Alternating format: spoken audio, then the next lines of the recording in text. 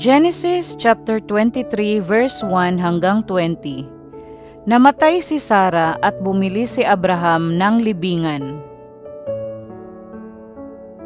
Nabuhay si Sara ng 127 taon.